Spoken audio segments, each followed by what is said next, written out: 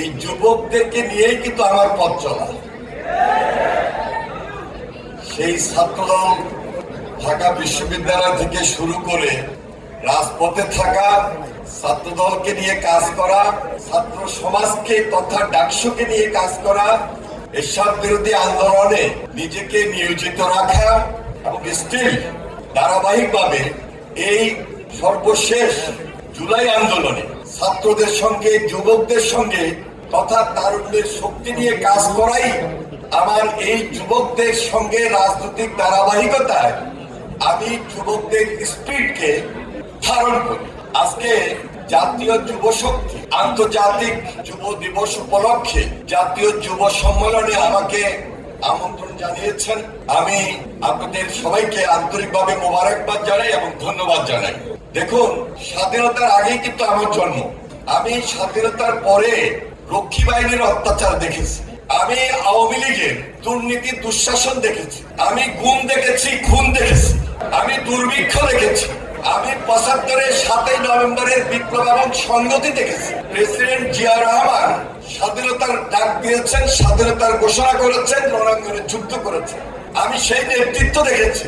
President Zia যখন স্বাধীনতার ডাক দেন ১৯৭১ সাল, আর যে সময় উনি শাহাদাত বরণ করেন ১৯৮১ সাল, মাত্র ১০ বছরের মাথায় যিনি ৩.৫ বছর দেশ শাসন করেছেন, জনগণের সঙ্গে সম্পৃক্ত হয়ে, জনগণের বন্ধু হয়ে এবং যুবকদের নেতা হয়ে, তরুণদের নেতা হয়ে স্বাধীনতার যেমনি ঘোষণা দিয়েছেন তেমনি দেশ শাসন করেছেন এবং যুবক থাকা অবস্থায় প্রেসিডেন্ট জিয়া শাহাদাত বরণ করেন। তাহলে বুঝতে হবে যুবকদের স্পিরিট কত শক্ত ছিল, কত পাহাড় পর্বত ছিল।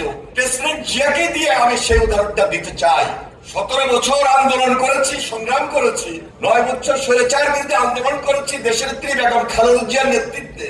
ঢাকা বিশ্ববিদ্যালয় থেকে শুরু করে সারা বাংলাদেশের শিক্ষা প্রতিষ্ঠান রাজপথে এই তরুণ বয়সের তরুণদেরকে নিয়ে এবং দেশের নেত্রী বেগম খালেদা জিয়া অত্যাচারিত, নির্যাতিত, মামলা হামলার শিকার হয়েও সেই তরুণ, যুবক এবং ছাত্রদের নেতৃত্ব দিয়েছিলেন। বাস্তবতা হলো দেশনেত্রী বেগম খালেদা জিয়া এখন পর্যন্ত সেই সম্মানের জায়গা রয়েছে, তিনি সম্মানিত।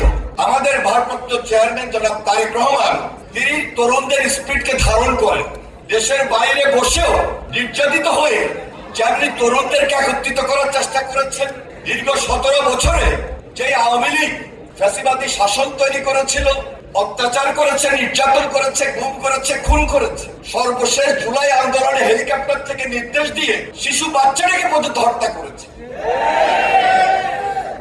সকল রাজনৈতিক দলের সঙ্গে একত্রিত হয়ে তারেক রহমান সবাইকে নিয়ে যেভাবে জুলাই আন্দোলনের এই ছাত্র, এই যুবক, এই তরুণরা একত্রিত হয়ে ফ্যাসিবাদের বিরুদ্ধে সর্বশেষ লড়াইটা করেছি। আমার মনে আছে সেদিন ডিবি অফিসে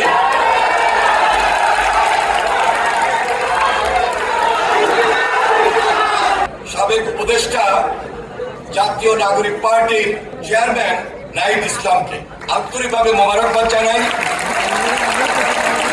দেশনেত্রী বেগম খালেদা জিয়ার পক্ষ থেকে আন্তরিকভাবে ধন্যবাদ জানাই জনাব তারেক রহমানের পক্ষ থেকে, এবং এই ধন্যবাদটি জানাচ্ছি আপনাদের সবাইকে।